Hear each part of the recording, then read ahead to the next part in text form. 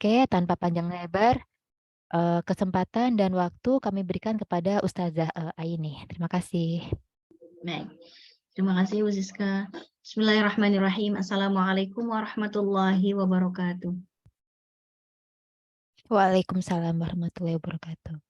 Alhamdulillahirabbil alamin wassalatu wassalam ala nabiyina Muhammad wa ala alihi wa sahbihi ajmain. Amma ba'du. Jamaah sekalian yang dirahmati Allah Subhanahu wa taala, jamaah Medco Energy Trading.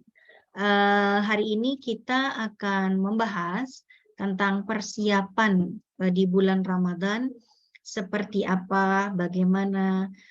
Ini kita akan bahas tentang fikih puasa, Ibu ya.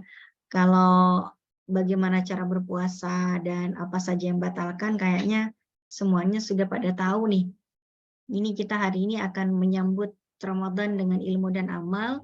Kita akan membahas beberapa kesalahpahaman yang sering terjadi.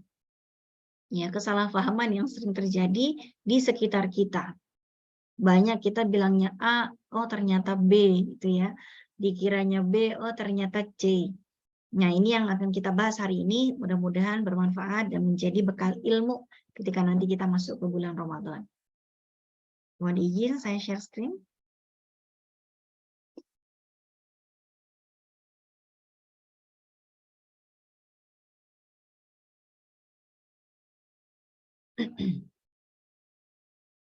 Ya. Mitos dan fakta, hal-hal yang sering disalahpahami seputar Ramadan. Ya. Yang pertama, tidurnya orang puasa apakah selalu bernilai ibadah?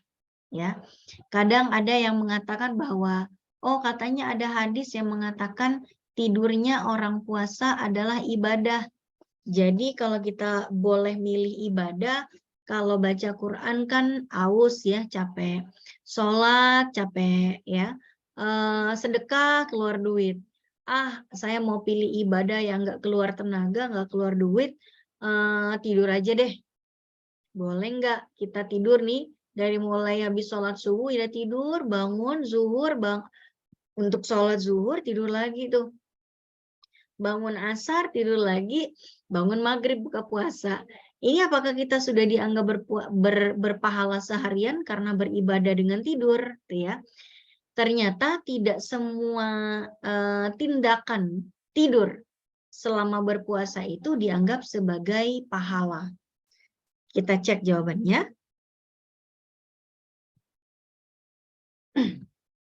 Ini dia. Naumus shaim ibadatun wa sumtuhu tasbihun. Tidurnya orang puasa adalah ibadah, diamnya adalah tasbih. Hadis riwayat Baihaqi. Nah, jamaah sekalian, hadis ini biasanya dijadikan landasan. Landasan yang membenarkan banyak-banyakan tidur gitu. Kadang juga di kantor disuruh apa gitu sama atasan, maunya tidur aja. Saya ini kan Ramadan Pak, ini saya mau tidur aja, jangan ngasih saya kerjaan mulu dong. Nah, ini kan salah kaprah sebetulnya. Karena hadis itu tadi ternyata ada masalah dalam periwayatannya. Sulaiman bin Amr An-Nakhai, yang salah satu periwayat hadis tersebut, itu menjadi sebab riwayat hadis tersebut dinilai hadis palsu.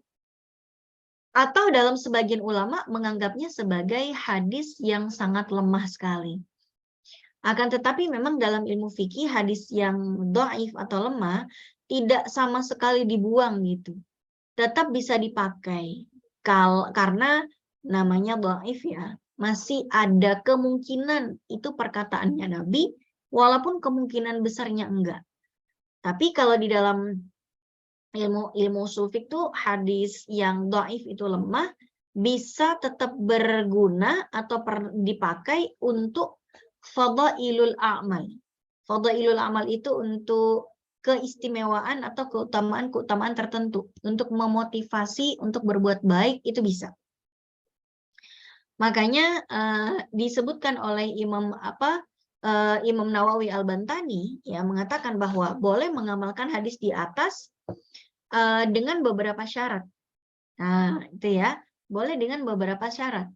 Syaratnya apa? Nih, tidurnya orang puasa ini berlaku bagi orang berpuasa yang tidak merusak puasanya, misalkan dengan perbuatan ghibah. Tidur meskipun inti dari kelupaan namun akan menjadi ibadah sebab dapat membantu pelaksanaan ibadah.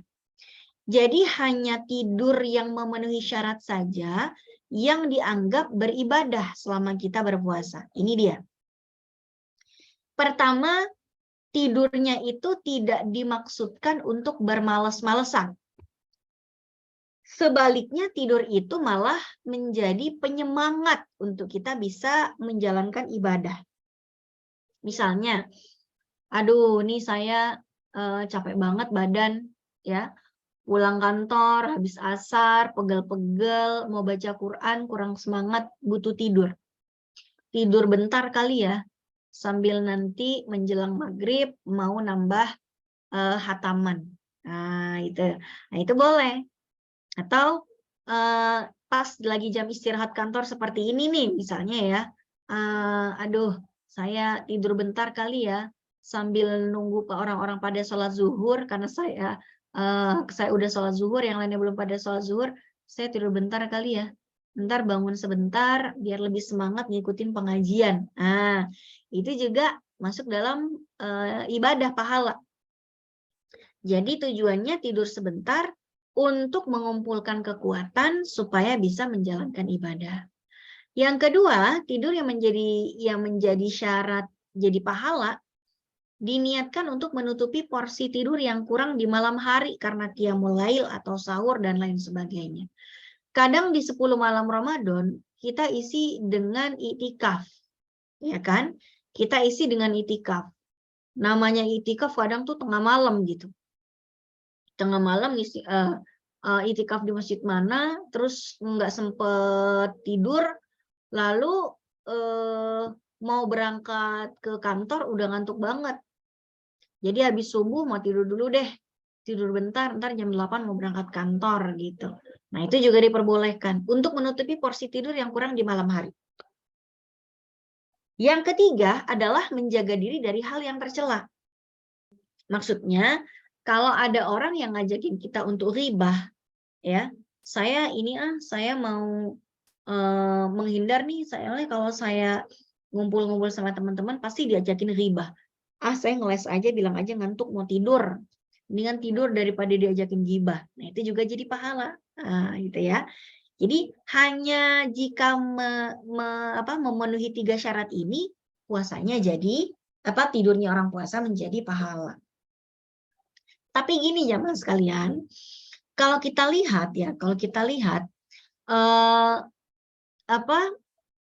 dulu di zaman Nabi itu orang-orang kalau Ramadan itu bukannya nyari tidur, tapi yang dicari itu adalah kegiatan. Makanya pada saat perang Badar itu mereka berlomba untuk ikutan jadi mujahid gitu. Dan itu perang Badar terjadi di bulan Ramadan. Peperangan pertama kali dalam Islam yang dimenangkan oleh umat Islam itu di bulan Ramadan, perang Badar. Begitu juga pas penaklukan kota Mekah. Saat kota Mekah itu jatuh ke tangan orang Islam, itu juga jatuhnya pada bulan Ramadan ya. Termasuk negeri kita ini ya, jatuh ke tangan kita dari tangan penjajah gitu.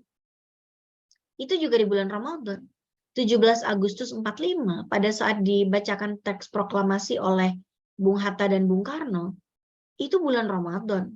Bayangkan kalau Bung Karno sama Bung Hatta orang yang suka nyari pahala, nyari tidur dengan alasan berpahala ya di bulan Ramadan, itu nggak jadi dibacakan tuh jam 10 pagi tuh, ntar aja habis tarawih nggak jadi merdeka kita pada pagi itu gitu ya. Jadi pada dasarnya tidur itu bukan untuk dijadikan alasan bermalas-malasan di siang hari bulan Ramadan. Oke. Yang kedua, ini juga sering terjadi kesalahpahaman. Ada yang mengatakan bahwa azan subuh terdengar saat kita sahur, kita masih belum habisin makanan. Begitu dengar azan, masih boleh untuk melanjutkan sahur sampai azannya itu berhenti. Ya, emangnya benar seperti itu? Apakah benar azan subuh itu masih boleh makan dan minum? Kita cek ya. Nah, kebanyakan mengatakan bahwa masih boleh makan dan minum gara-gara dua hadis ini. Gara-gara salah memahami maksud dari dua hadis ini. Maksud dari hadis ini, idza sami'a ahadukumun nidaa, apabila di antara kalian itu mendengar azan, wal ina'u ala yadihi, dan piring atau pinggan atau makanan masih kalian pegang, fala yad'u hatta yaqdiya hajatahu minhu. Maka jangan letakkan kembali piring itu sampai kamu menyelesaikan makan, kata Nabi. Ya. Kemudian yang kedua, uqimatus sholatu. Sholat sudah diikomahkan, udah ikomah malah bukan azan. Wal ina ufiyadi Umar, dan wadah makanan itu masih di tangannya Umar. Lalu Umar bilang sama Nabi ya, jadi gelasnya itu masih dipegang sama Umar. Asyrabuha ya Rasulullah, ya Rasul, ini udah komat nih untuk sholat nih. Saya masih boleh nggak untuk minum? Nabi bilang, iya minum aja. Nah, dalam dua hadis ini, tidak ada satupun lafaz yang menjelaskan ini lagi makan sahur di bulan Ramadan, bukan. Ini juga bukan azan subuh di siang hari bulan Ramadan. Ya, bukan cuman azan, ini mah udah iqomah, azannya udah kelar, udah iqomah. Masa iya udah iqomah sholat subuh masih boleh minum, ya? Nah, ini kan nggak masuk akal sebetulnya. Terus dua hadis ini menjelaskan tentang apa sih? Nah, penjelasannya ada di bawah. Dua hadis ini di bawah ini tidak ada kaitannya dengan sahur di bulan Ramadan. Konteks dua hadis ini bolehnya menunda sholat kalau masih belum selesai makannya. Ya, boleh menunda sholat bila belum selesai makannya. Misalnya nih, kita nih sekarang kan udah azan zuhur nih, ya. Boleh nggak sih sholat itu ditunda kalau kita sedang ada hajat, misalnya lagi kajian, atau lagi makan siang di kantor, kemudian terdengar azan zuhur. Wajib nggak kita tinggalkan piringnya untuk segera ke masjid? Nggak harus, kata Nabi, selesaikan aja dulu makannya, biar nanti ke masjidnya tenang, nggak kepikiran sama sisa makanan yang masih belum habis, yang belum kenyang juga. Ini dalil bolehnya kita untuk menunda sholat kalau belum selesai makan. Tapi ini bukan makan sahur di bulan Ramadan. Bisa saja makan siang, bisa saja makan malam, ya. Bisa saja pas sarapan, sarapan pagi maka gak ada azan ya. Nah, jadi mau makan malam nih, azan Isya gitu kan. Nah, apakah harus segera sholat Isya? Enggak. Nah, terus apa dalilnya bahwa kalau azan itu udah nggak boleh makan? Dalilnya bahwa subuh itu udah mulai waktu puasa.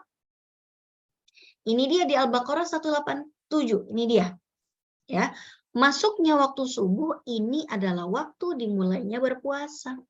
Maka dalam ayat ini disebutkan wa kulu washrabu hatta yatabayyana lakumul khaytul abyad minal khaytil aswad minal fajr. Masih boleh makan, masih boleh minum. Sampai kapan? Sampai tampak dengan jelas perbedaan benang putih dari benang hitam dari fajar. Maksudnya garis putih fajar sodik itu sudah nampak di kegelapan malam. Ya, jadi kalau fajar sodik petanda waktu subuh sudah tiba, itu udah mulai puasa. Makanya makan dan minumlah sampai kapan? Sampai terbit fajar. Maka terbit fajar itu menjadi pembatas bolehnya makan dan tidak bolehnya makan. Udah, garis startnya itu pas fajar sodik. Gitu ya. Masuknya waktu subuh, udah nggak boleh makan dan minum. Udah start puasanya. Begitu udah dimulai saat subuh, summa atimmus shiyama ilal lail. Kemudian sempurnakanlah puasa sampai malam. Malam di sini maksudnya maghrib. Nah, jadi di sini jelas bahwa masuknya waktu subuh udah harus stop makan dan minumnya, gitu. Nah, ayat tersebut juga dijelaskan oleh Ibnu Hajar Al-Asqalani. Wa ma'nal ayati hatta. Maksud dalam ayat tersebut adalah putihnya siang dan gelapnya malam. Dan ini menjadi penjelasan bahwa batasan mulai puasa adalah saat terbit fajar shadiq. Terbitnya fajar shadiq itu adalah tanda masuknya waktu subuh. Terdengar azan atau tidak, yang penting waktu subuh udah datang, udah nggak boleh makan dan minum. Kalau kita berada di negara yang tidak terdengar azan karena muslim itu minoritas, di Jepang misalnya ya, nggak kedengeran azan subuh. Ya pokoknya udah masuk waktu subuh nggak boleh makan, nggak boleh minum, nggak boleh menelan sesuatu. Seluruh ulama dari 4 mazhab sepakat bahwa jika sudah masuk waktu subuh, maka dilarang meneruskan makan dan minum. Hal ini sebagaimana dijelaskan dalam Al-Baqarah 187. Makanya Imam Nawawi bilang, kalau kita lagi ngunyah nih, kedengeran azan, kita sembur tuh makanannya, Tapi yang udah di tenggorokan biarin, jangan dibuntahin, karena muntah dengan sengaja batal. Yang udah masuk tenggorokan, tidak usah dimuntahkan, nanti dia turun sendiri. Makanya kita tuh ada imsak, gitu ya. Kalau udah imsak, kita udah hati-hati deh. Udah jangan makan berat lagi kalau bisa. Tinggal minum, atau makan semangka, makan buah yang banyak airnya, ya, supaya bisa menunda haus. Oke. Nah, adapun kaitannya dengan hadis yang berkaitan dengan makan sahur, itu ada hadis ini. Anna Bilalan kana yu'adzinu bilail. Jadi pada saat itu, malam itu Bilal sedang mengumandangkan azan di malam hari. Itu belum masuk waktu subuh. Jadi di masa Nabi itu ada 2 azan di malam hari. Azan yang pertama itu belum menunjukkan waktu subuh, baru bangunin orang doang. Kalau jamaah sekalian sering pernah ke Mekah sama Madinah, kita akan menemukan fenomena azan 2 kali juga di sana. Azan pertama itu bangunin kita dari hotel, kita udah bangun, kedengeran suara azan dari speaker yang ada di kamar, sayup-sayup gitu kan. Kita bangun untuk segera berangkat ke masjid. Tapi sampai sana belum dilaksanakan sholat subuh, karena emang belum masuk waktu subuh.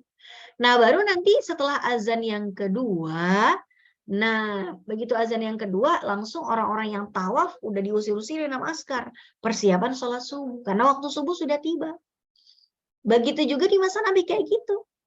Jadi azan malam hari yang pertama dikumandangkan Bilal, itu belum masuk waktu subuh. Makanya Nabi bilang, kulu washrobu. Ketika yang azan itu Bilal, makan aja, minum aja. Sampai kapan? Hatta yu'adzina ibnu ummi maktum. Sampai terdengar azannya ibnu ummi maktum. Fa innahu la yu'adzinu hatta yatlu'al fajar. Karena sesungguhnya, kalau yang azan itu adalah Abdullah ibnu ummi maktum, berarti udah masuk waktu subuh. Kalau udah masuk waktu subuh, udah nggak boleh makan berarti. Jadi bolehnya makan kalau yang terdengar azan yang pertama. Sebelum datang subuh. Begitu azan yang kedua subuh datang, udah nggak boleh. Nah, kita di Indonesia tidak terbiasa dengan fenomena 2 azan. Tapi kita mengenal yang namanya imsak ya, kearifan lokal nih. Imsak itu tuh kayak lampu kuning, Ibu-ibu. Persiapan gitu. Ya mungkin baru bangun, ya mungkin makan kurma atau roti atau apa, jangan makan rawon sambal setan. Wah, pas imsak. Begitu azan belum sempat minum, kepedesan sampai maghrib. Ya, nah ini adalah tindakan pencegahan, makanya ada istilahnya imsak kalau kita di Indonesia. Ini dia kesimpulannya. Ada 2 azan di malam hari, azan Bilal pertama, azan kedua Ibnu Ummi Maktum. Bagaimana kesimpulannya? Kalau sudah masuk waktu subuh yang ditandai dengan azan subuh, maka udah nggak boleh lagi makan, minum, menelan sesuatu. Oke ya, baik. Ini yang kedua. Sekarang yang ketiga.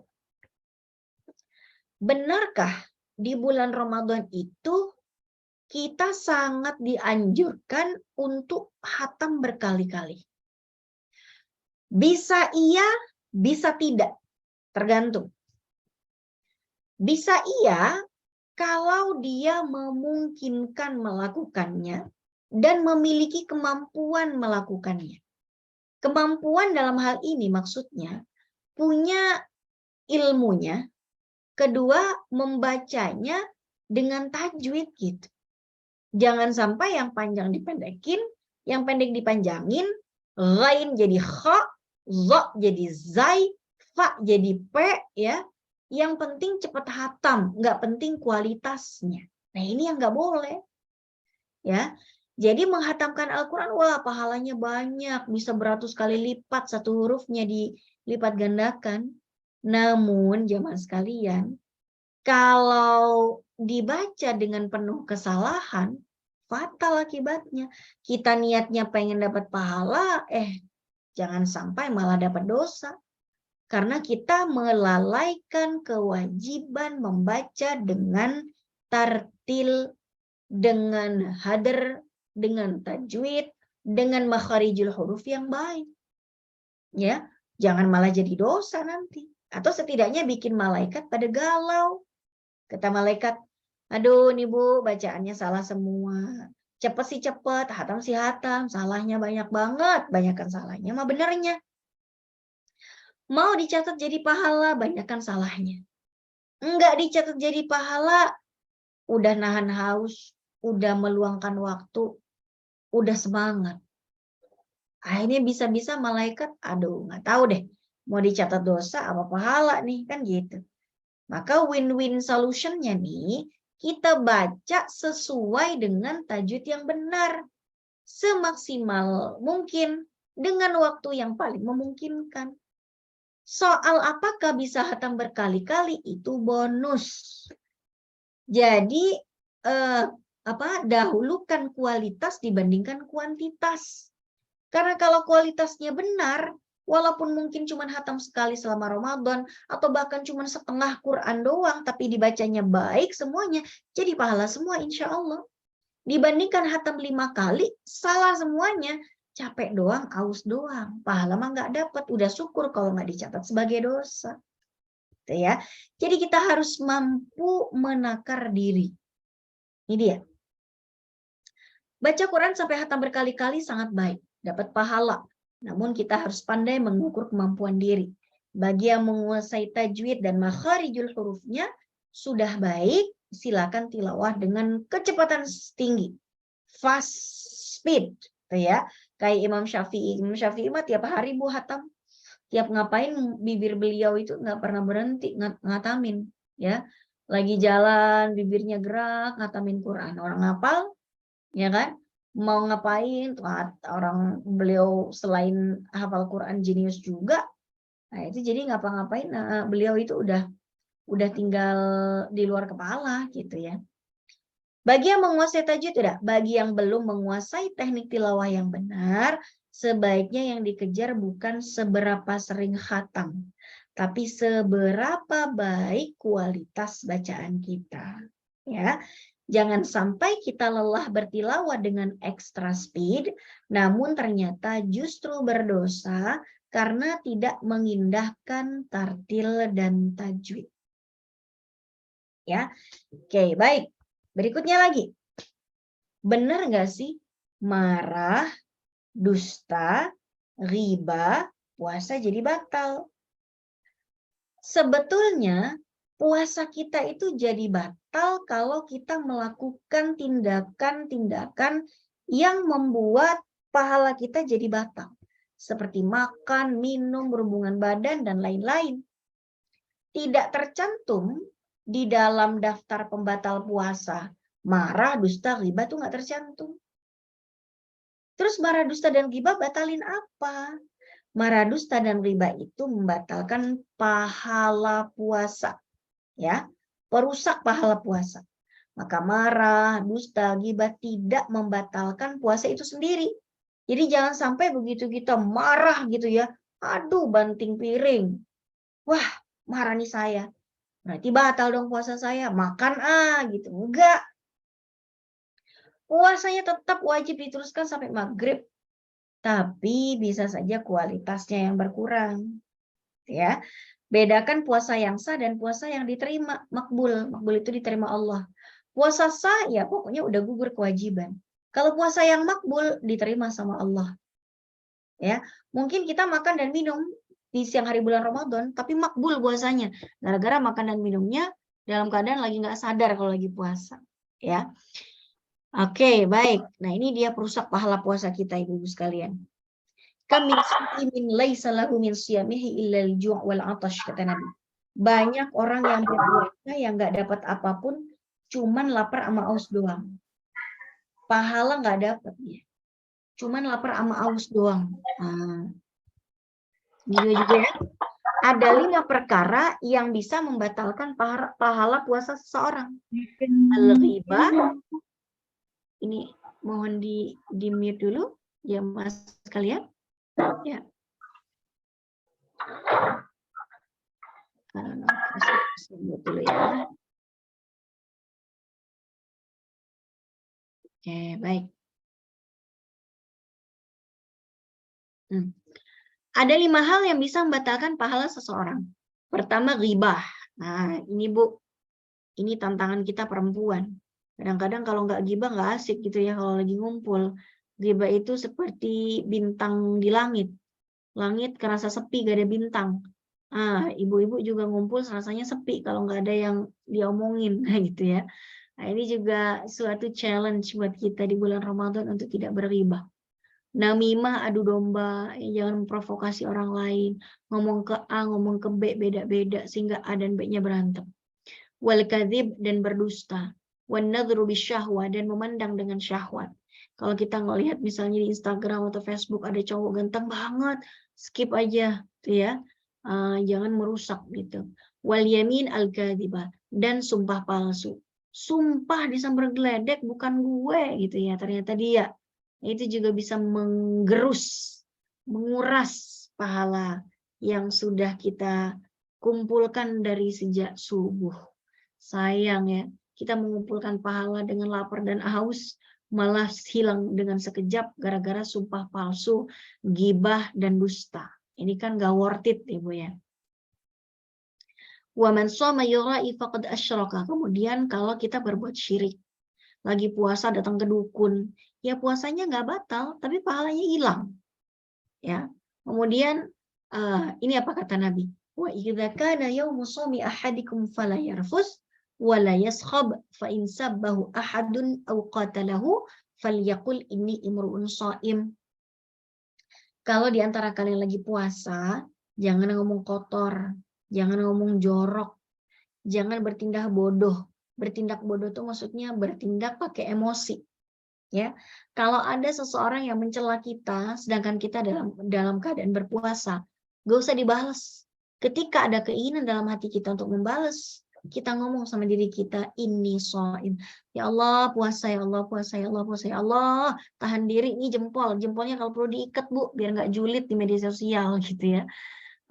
Kenapa? Karena kadang-kadang kalau kita posting apa, terus ada yang komentar buruk, terus kita tuh tergerak untuk membalas komen julid tersebut dengan komen yang sama julidnya. Ini kita sama dia nggak ada bedanya gitu ya. Jadi biarin aja orang itu menggerus pahalanya sendiri dengan berkomentar buruk di halaman medsos kita. Jangan kita merusak pahala kita juga dengan cara ngebalasin dia. Nggak suka dengan komennya. Ibu pemilik akun, kita pemilik akun. Ya udah tinggal di-delete. Dia komen lagi, blokir, selesai. Hidup kita juga tenang-tenang aja. Walaupun tanpa berteman dengan dia, toh juga kita nggak kenal siapa dia di dunia nyata, blokir saja. Paling juga fake account gitu ya, akun palsu, blokir. Kalau dengan memblokir itu hidup kita menjadi tenang, lakukan saja. Apa gitu perusak silaturahmi? Silaturahmi gimana?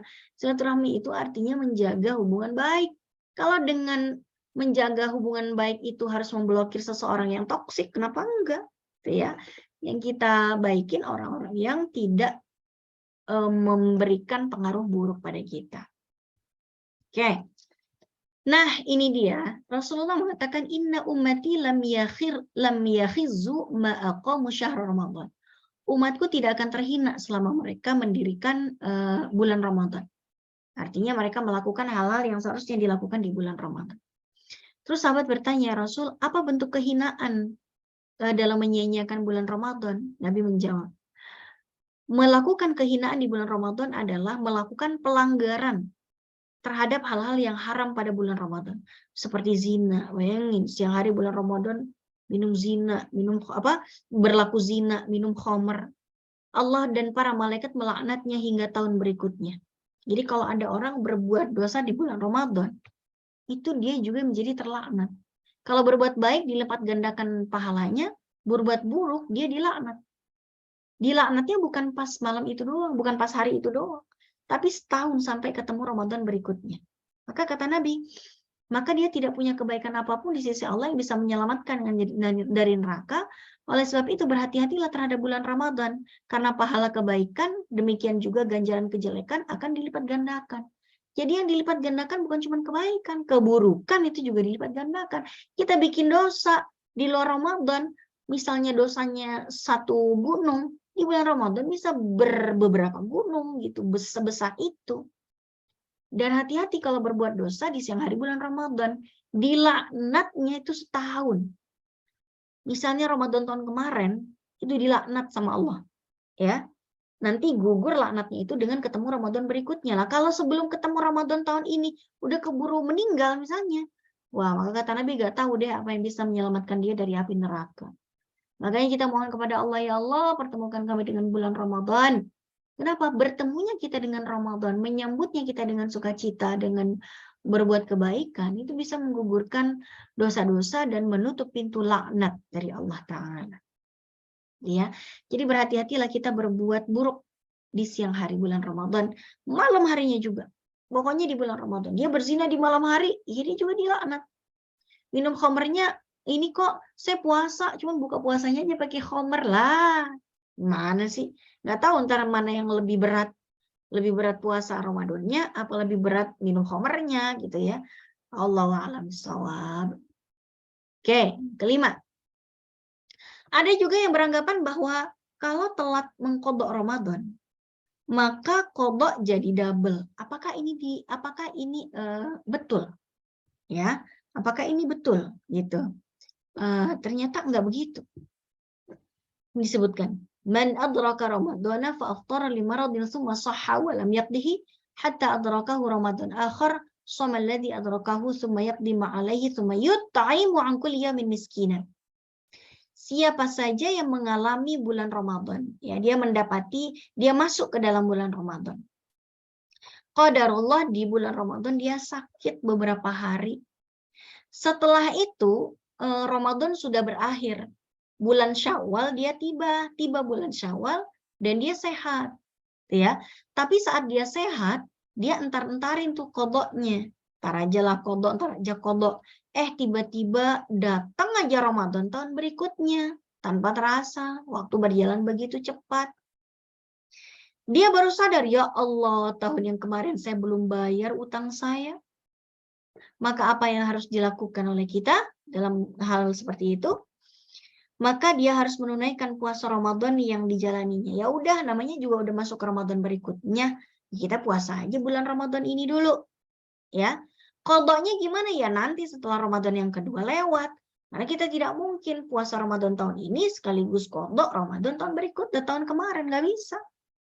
Nanti kalau Ramadan yang kedua ini sudah berlalu, kita qada utang puasa kita. Ya, kita beri makan orang miskin. Nah, ini dia. Jadi kita kena denda fidyah. Gara-gara menunda qada sampai ketemu Ramadan berikutnya. Gak ada itu double. Adanya fidyah. Itu ya, ini dia. Kewajiban qada yang ditunda tidak menyebabkan kewajiban qada menjadi double. Kewajiban qada yang ditunda sampai masuk ke Ramadan tahun berikutnya memiliki konsekuensi. Pertama, jika ditunda karena lalai dan malas, maka dikenai denda atau kafarat berupa membayar fidyah. Misalnya tahun lalu ada hutang puasa 6 hari, tapi qadanya ditunda karena malas sampai masuk ke Ramadan tahun ini. Maka dia wajib membayar fidyah sebanyak 6 porsi fidyah diberikan pada orang miskin. Dan kewajiban qada yang 6 hari itu tetap wajib dia tunaikan sesudah Ramadan tahun ini berlalu. Contoh, tadi. Misalnya tahun kemarin saya haid deh, atau misalnya saya sakit. Terus saya punya hutang 6 hari puasa ya. Harusnya saya qadha dari kemarin-kemarin karena saya sehat walafiat. Ternyata saya bermalas-malasan. Keburu datang Ramadan tahun ini. Yah, udah nggak bisa qadha dong. Terus gimana ya? Udah saya puasa aja Ramadan ini, ntar setelah Ramadan yang kedua ini saya qadha. Tapi juga saya wajib bayar fidyah. Kenapa wajib bayar fidyah? Kafarat atau denda atas kelalaian. Kelalaian menggunakan waktu luang dan kesehatan. Gitu ya.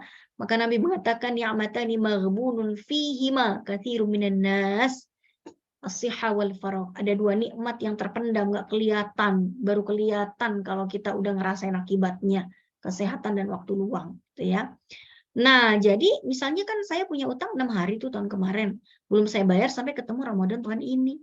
Jadi saya qadha entar 6 hari setelah Ramadan ini berlalu dan bayar 6 fidyah. 6 fidyah. Nah, kalau yang saya, misalnya saya punya utang tahun kemarin tuh 6 hari, baru saya bayar 2, masih nyisa 4 lagi, keburu datang Ramadan berikutnya. Jadi saya dikenai denda 4 porsi fidyah. Ya, 4 aja. Kalau tinggal 1 gimana? Saya udah bayar 5, tinggal 1 doang nih, keburu Ramadan.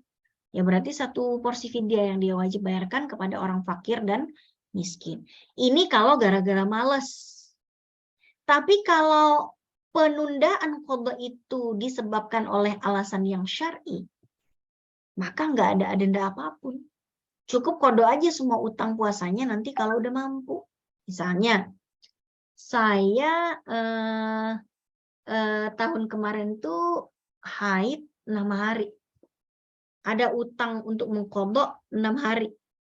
Terus begitu bulan Syawal, saya per tanggal 2 Syawal, itu saya kok udah pusing-pusing mual-mual nih. Ya, padahal ini saya mau qadha puasa Ramadan yang kemarin 6 hari itu. Begitu saya tes pack, ternyata hamil. Begitu saya hamil, kata dokter nggak boleh puasa dulu karena punya riwayat keguguran atau mungkin punya riwayat bayi kelahiran berat badan rendah ya atau apapun itu dilarang misalnya. Nah, akhirnya tidak bayar sampai ketemu Ramadan berikutnya. Bahkan setelah melahirkan pun belum bisa bayar, masih menyusui gitu. Jadi 2 tahun tidak dibayar tuh qadhanya. Apakah kena fidyah? Jawabannya tidak. Kenapa? Ya, karena tidak ada kelalaian di situ. Penundaan itu bukan karena keinginan dirinya, tapi keadaan yang memaksa dia untuk menunda. Udah qadarullah gitu ya. Itu udah takdirnya Allah yang begitu. Jadi ya kewajiban dia qadha aja nanti puasanya kalau dia sudah tidak punya halangan, nggak hamil lagi, nggak menyusui lagi, nggak sakit lagi. Gitu ya. Jadi tidak perlu membayar fidyah. Nah, ini yang terakhir jemaah sekalian. Apakah benar kita tidak boleh baca doa Allahumma lakasumtu kalau lagi buka puasa? Nah, ini kayaknya harus kita bahas nih. Ini dia. Lafaz berbuka yang dipertanyakan adalah doa berikut. Allahumma lakasumtu wa ala rizqika aftartu.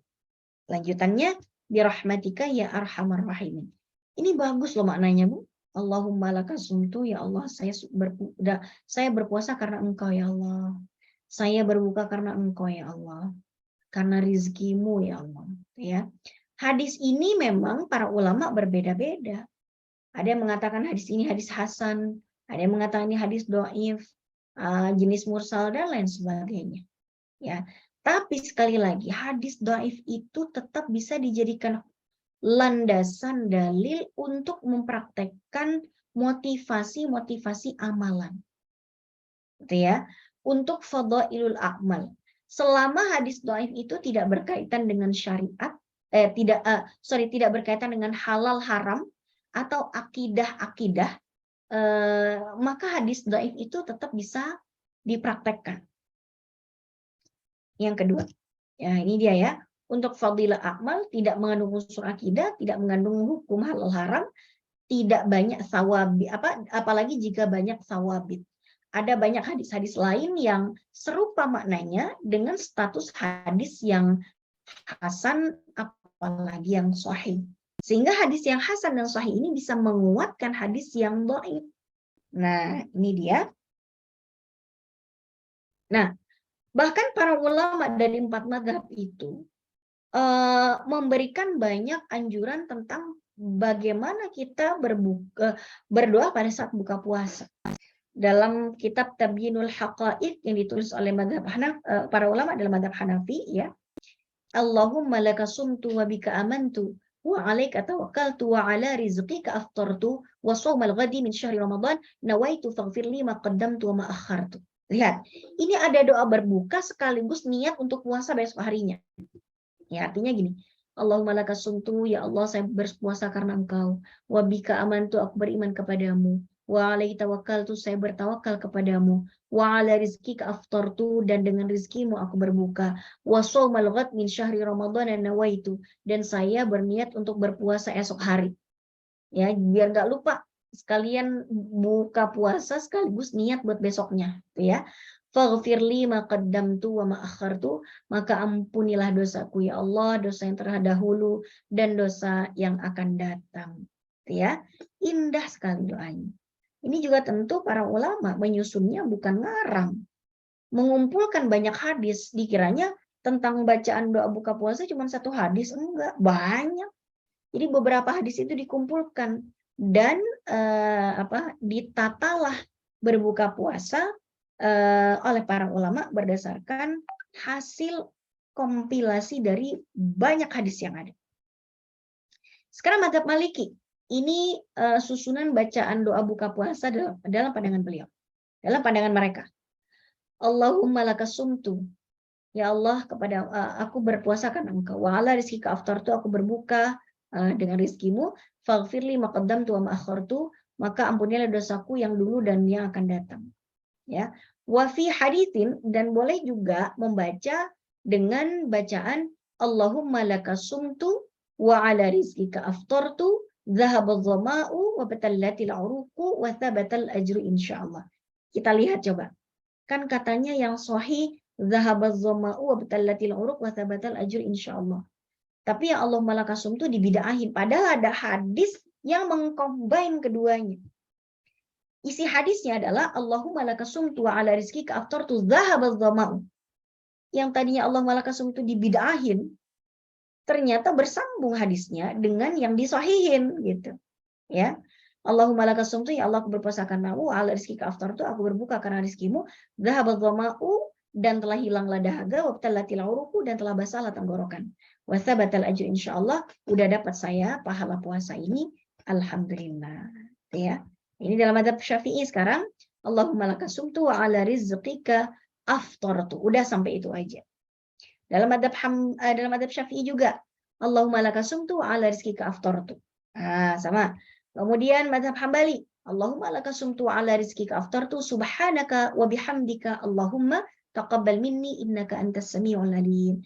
Ya Allah, karena Engkau aku berpuasa, karena rizkimu aku berbuka, Maha suci Engkau, ya. Segala puji bagimu. Terimalah ya Allah semua ibadah dariku. Engkau maha mendengar dan maha mengetahui. Nah, jadi jangan dikit-dikit masa ngomong Allahumma lakasumtu jadi masuk neraka sih. Ya, orang kita mau baca doa aja nggak pakai bahasa Arab juga bisa kok. Ya Allah, saya sudah mengakhiri puasa saya hari ini. Terima kasih atas rizkimu ya Allah. Terimalah puasa saya. Perbaikilah tingkat keimanan saya, jagalah iman dalam diri saya ini sampai akhir hayat ya Allah. Terus kita berbuka puasa, ngarang pada doanya tadi, nggak ada masalah kita custom, gitu ya. Oke, baik. Doa buka puasa dibaca sesudah atau sebelum makan? Kita lihat dulu maknanya, Bu.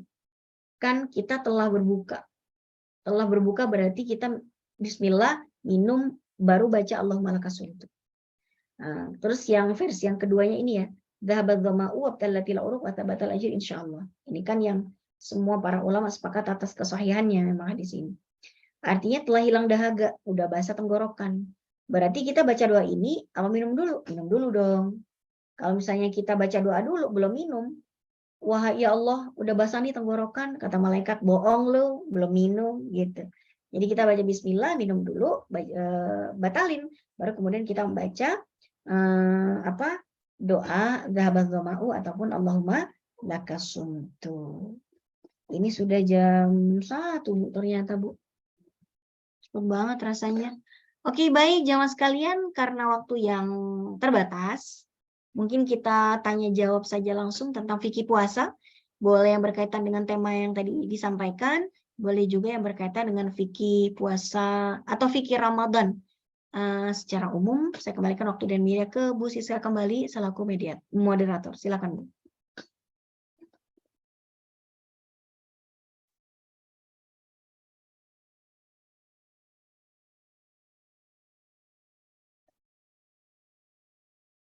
Suaranya Bu Siska kok nggak kedengeran di saya ya?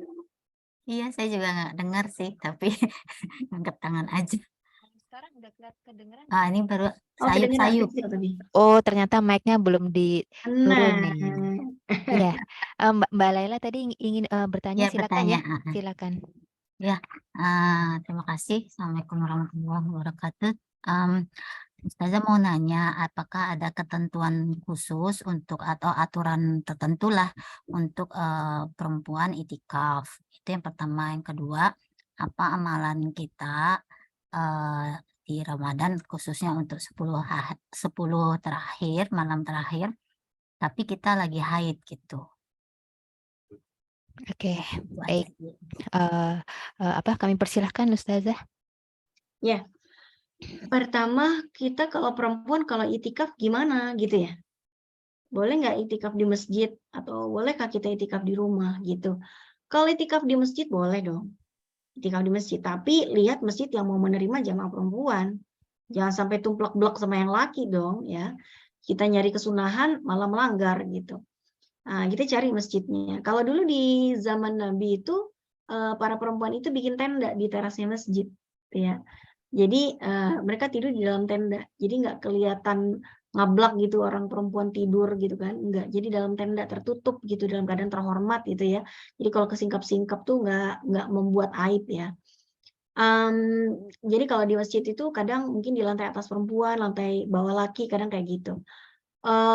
Kemudian yang kedua, pastikan kita dapat izin dari suami. Kalau suami bilang, ya kamu boleh itikaf, tapi selama aku di kantor ya, kalau aku pulang kantor, pulang lagi. Ya nggak apa-apa. Jadi kita itikafnya selama suami di kantor aja. Suami ngantor dari jam berapa sih? Dari jam pagi, biasanya jam 7, pulangnya jam 5 gitu kan. Ya udah kita itikaf tuh siang. Tapi kan saya pengen itikaf malam. Ya kalau suaminya nggak ngizinkan gimana? Kata suaminya, ya kan siang kita nggak boleh deket-deketan gitu ya. Masa malam kamu juga pergi, pusing nanti saya, kata suaminya gitu ya. Ya sudah, apa boleh buat? Melayani suami wajib, itikaf sunnah, nggak boleh. Kita mendahulukan yang sunnah dengan cara mengabaikan yang wajib. Kalau perlu suaminya diajak, ya udahlah Mas yuk di masjid aja yuk. Soal begituannya ntar aja sebelum sahur ya elah masih banyak, masih panjang malam gitu kan. Ya sudah kan enak diajak. Jadi bukan Mas izin itikaf. Suaminya serasa ya Allah gue ditinggal. Enak diajak deh, Mas. Kayaknya asik nih itikaf di situ tuh, gitu kan. Tapi aku kan besok kerja, ya udah bawa aja laptopnya. Ntar work from mos gitu ya, bukan WFH nih, WFM gitu. Jadi itikafnya sambil ngerjain tugas, yang penting Mas ada di dalam masjid, niat itikaf, udah jadi itikaf itu. Tapi kan nggak baca Quran, nggak baca apa, Mas?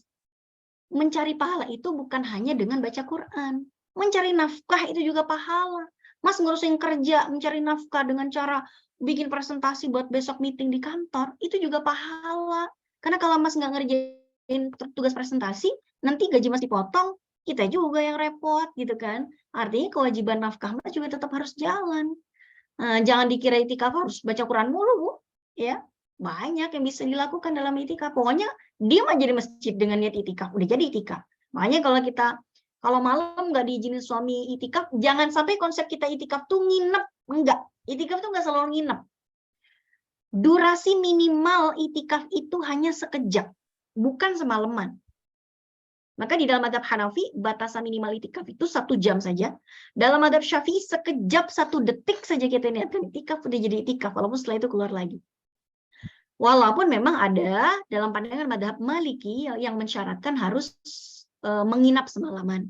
Tapi di Syafi'i, di Hanafi enggak. ya. Jadi kalau ibu masuk, misalnya ibu nggak dibolehin nginep di masjid sama suaminya, karena suaminya tengah malam harus ditemenin tidur gitu kan. Ya udah, kan taraweh tuh.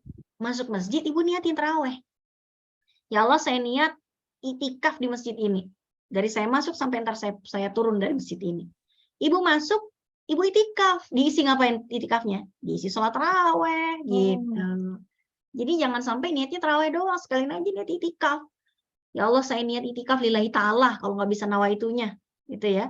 Jangan sampai kita nggak mau lakukan sesuatu gara-gara nggak tahu nawaitunya, padahal niat itu yang penting dalam hati. Nawaitu li'atikaf hadhil lailah lillahi ta'ala. Atau ya Allah, saya niat itikaf deh malam ini. Ya. Jadi itikaf itu nggak harus panjang malam. Ya selama kadar pahala itikaf kita ya bergantung juga dengan durasi dan kualitas itikaf kita. Nah, gitu. Mungkin durasinya sebentar, tapi diisinya dengan sholat taraweh, sholat isya, sholat witir gitu ya. Berkualitas banget itu. Daripada orang pulang kantor tengah malam, numpang tidur doang itikafnya. Gitu kan? Itu oke, durasinya lebih lama sih tidurnya gitu ya, dengan saat kita taraweh. Tapi kualitasnya juga kan kita pertimbangkan. Bentar tapi berkualitas, lama tapi tidak berkualitas, ya wallahu a'lam mana yang lebih berat. Mudah-mudahan yang berkualitas lebih banyak pahalanya gitu. Terus kalau lagi haid gimana? Nah ini dia kalau haid. Haid itu nggak bisa sholat, nggak bisa iktikaf di masjid. Karena wanita yang lagi haid itu nggak boleh masuk masjid dan berdiam di dalamnya. Ngapain dong? Banyak wanita haid main bisa dikerjain. Emangnya amalan di bulan Ramadan yang dilipat gandakan cuma iktikaf sama sholat? Enggak, semua perbuatan baik itu dilipat gandakan. Ibu malam-malam gitu ya berzikir, wiridan, sholawatan, anaknya lagi sakit dikompresin, itu semuanya beratus kali lipat, Bu. Pahalanya ya. Suami yang lagi tilawah, kita siapin cemilannya, kita siapin tehnya, anak kita juga yang lagi hataman, kita siapin apanya, kita siapin ini. Mereka lagi pada lomba tadarusan di ruang tamu ya, di ruang tengah, kita ke dapur nyari-nyari inisiatif mau masak apa buat sahur. Itu semuanya adalah perbuatan baik yang dilipat gandakan. Siang hari kita ngapain dong? Siang hari kita tidak berpuasa, itu pahalanya. Loh, nggak berpuasa kok dapat pahala, gimana? Coba. Apa hukum berpuasa bagi wanita haid? Haram kan? Haram itu apa sih definisinya? Haram itu definisinya, Bu, ma yu'aqabu ala fi'lihi wa yusabu ala fi'lihi. Haram itu artinya kalau dikerjain dapat dosa. Kalau tidak dikerjakan dapat pahala. Enak, Bu, nggak puasa tapi dapat pahala. Dapat pahalanya gara-gara nggak puasa. Kurang baik apa coba Allah sama kita? Gitu ya. Jadi kita tetap dapat pahala walaupun nggak puasa. Apa pahala yang kita dapatkan? Meninggalkan keharaman. Nahnu nasumu lillah, kita berpuasa lillahi ta'ala, wala nasumu lillah, kita juga tidak puasa karena Allah Ta'ala.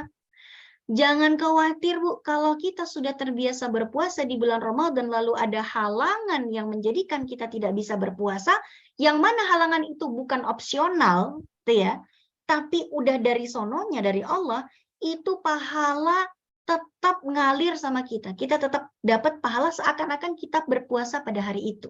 Saya kasih gambaran.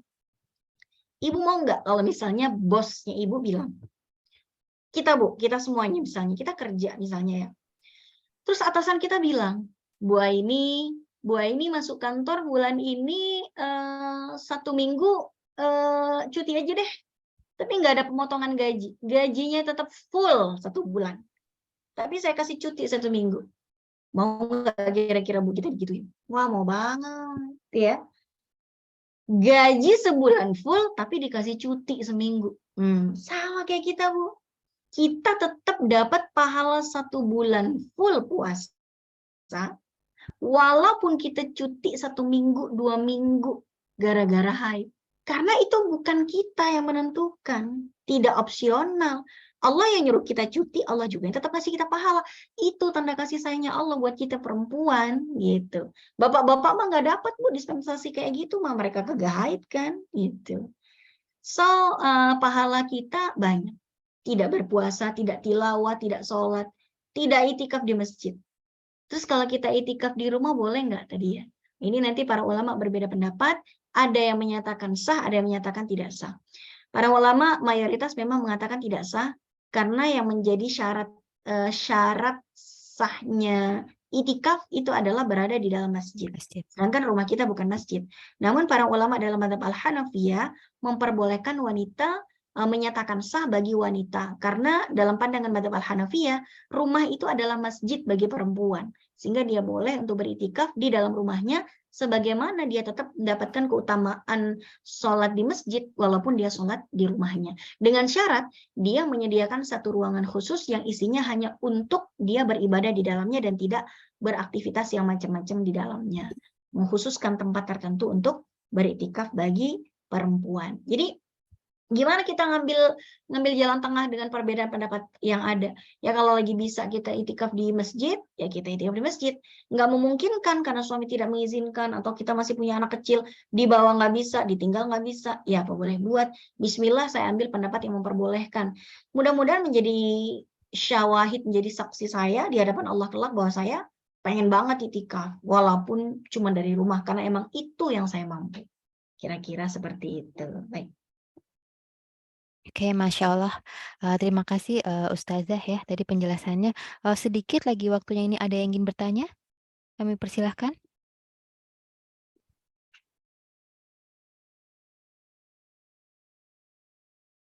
Ada yang ingin bertanya?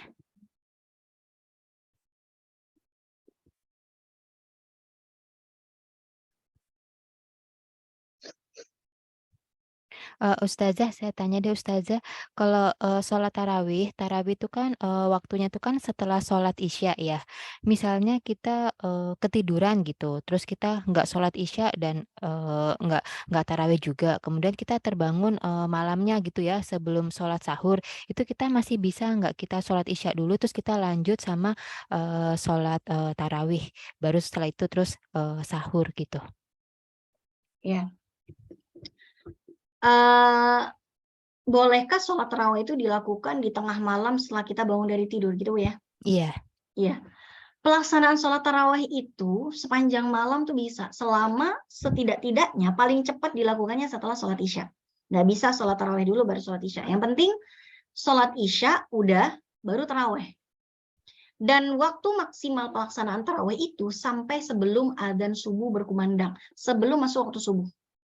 Jadi misalnya malam udah capek banget pulang dari kantor, capek banget udah cuci muka gitu ya, terus tidur, tengah malam bangun, bahkan sholat Isya pun mungkin tidak sempat saking ngantuknya gitu kan. Udah pulang kantor, udah tiba-tiba niatnya mau duduk di sofa ya ketiduran. Bangunnya jam 1 malam tuh, ya.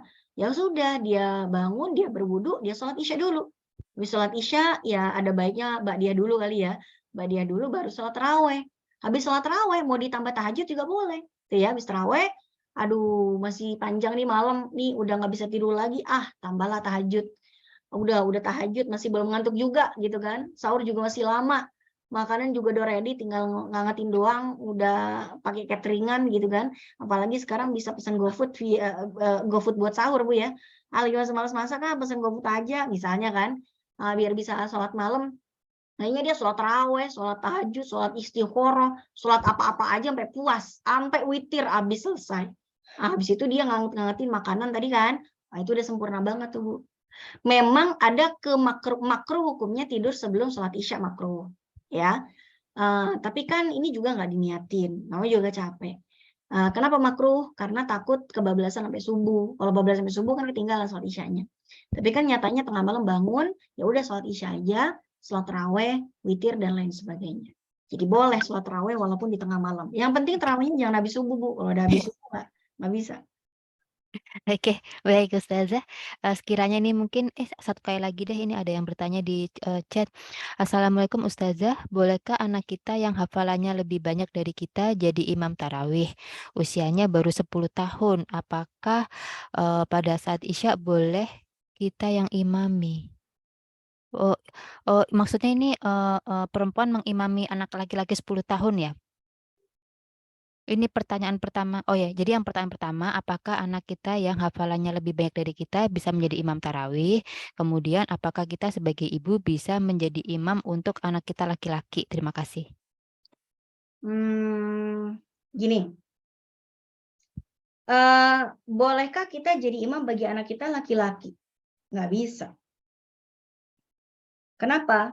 Karena kita sebagai imam itu sebagai perempuan itu tidak bisa mengimami laki-laki walaupun itu masih anak-anak. Jadi kalau mau anaknya bisa mengimami kita. Kalau anak ini udah bisa ngimami sholat tarawih. Jadi anak yang sudah mumayyiz, yang sudah bisa melaksanakan sholat, dia boleh untuk menjadi imam khususnya sholat sunnah walaupun dia belum baligh. Anak saya umur 8 tahun, tarawih. Jadi kalau kita tarawih di rumah nih misalnya, anak saya itu pas lagi COVID gitu kan nggak pada ke masjid tuh. Jadi suami saya sama anak-anak saya yang laki-laki itu pada gantian jadi imam. Gitu. Yang paling kecil itu yang umur 8 tahun sama kakaknya 12 tahun gitu ya, ya udah gantian. Rakaat sekian dia, sekian dia gitu. Itu gantian aja nggak masalah.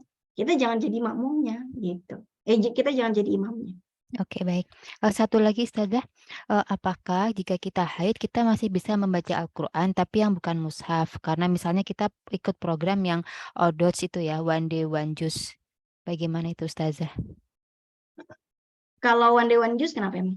Tapi kita lagi haid, itu masih boleh apa enggak? Jangan dulu dong. Gini, kita lagi ada program Qiyamul Lail bersama, tapi lagi haid. Boleh nggak kita maksain sholat? Iya, Ya ya. jangan dong. Sholat yang wajib aja kita disuruh libur, yang nggak wajib kok dibela-belain lagi haid. Gitu ya. Udahlah, kita disuruh libur aja. Itu sebuah, tapi kan saya pengen. Yang tadi dibilang, kita baca Quran tuh karena siapa sih? Ya karena Allah. Orang Allahnya sendiri nyuruh kita libur kok kita maksa? Gitu. Itu Udahlah, nggak usah. itu termasuk Quran ya kan sekarang kan misalnya Quran kan ada yang terjemahannya tuh, yang terjemahannya tuh bahasa Indonesia itu termasuk juga yang kita nggak boleh ya Ustazah? Kalau berbahasa selain, kalau terjemahannya Al-Quran bukan Quran. Misalnya yang kita baca tuh Al-Fatihah ya, bukan Alhamdulillahirabbil alamin Oh ya ya kan? bukan, maksudnya tuh Segala puji bagi Allah gitu. maksudnya tuh Quran tapi ada apa tuh tafsirnya itu yang ada apa eh arti bahasa Indonesianya itu Ustazah apa sih Iya, namanya yang tuh? segala puji bagi Allah Iya, gitu. iya. Segala puji bagi Allah Tuhan semesta alam itu yang dibaca. Enggak, maksudnya Indonesianya. baca Quran tapi yang ada itunya, yang ada terjemahannya itu masih boleh? Kan yang dibaca kita bahas bacanya, Oh, bukan bahas menyentuhnya. hmm, Baca itu apa definisinya? Mengeluarkan bunyi dari mulut kita, bunyi Al-Quran. iya, iya, iya, Kita iya. nggak ngomong medianya, kita nggak ngomong mau pakai mushaf yang mana, nggak bahas itu. Dengan atau tanpa mushaf deh. Ya kayak misalnya saya nih lagi nggak pegang mushaf apapun, terus saya bilang Bismillahirrahmanirrahim, Alhamdulillahirabbil alamin, Arrahmanirrahim, Maliki yaumiddin. Kalau saya tadi haid saya nggak boleh begitu. Di depan saya Oh, nggak ada Quran loh. Kan saya ngomongnya tilawah. Tilawah itu pakai mulut, bukan pakai kertas. Kalau kertas hmm, definisinya megang, bukan baca. Baca itu pakai mulut. Tilawah gitu. Cuman kadang-kadang kan definisi baca itu pakai mata sama teks gitu ya. Itu baca pakai mata dengan teks, bukan. Tilawah, tilawah itu melafadzkan Al-Qur'an dengan lisan kita keluar bunyi dengan niat tilawah. Nah, hmm. itu maksudnya. Oke, baik, baik Ustazah. Oke, sepertinya waktu kita udah lebih ya. Sekarang udah jam 13.21. Mungkin memang masih banyak yang apa namanya hal-hal yang ingin ditanyakan ke Ustazah ini. Mudah-mudahan nanti kita di program Ramadan ada jadwal nggak Ustazah sama Medco Ustazah? Belum tahu ya Enggak Ustazah? kayaknya. Oh, belum ya. Oke, nanti mungkin juga bisa juga ya kita lihat di sosial medianya Ustazah Aini itu biasanya Ustazah Aini suka share ada di situ gitu. Apapun mengenai apa namanya pengetahuan Islam.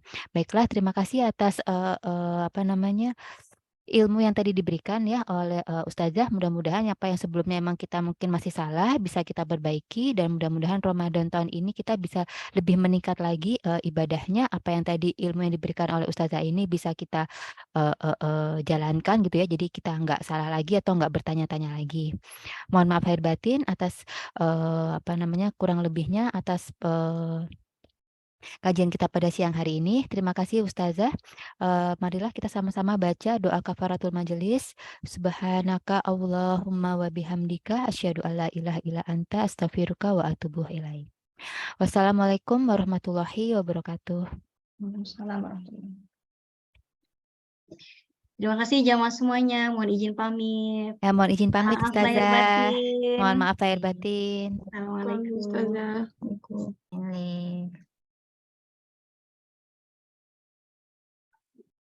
Hmm.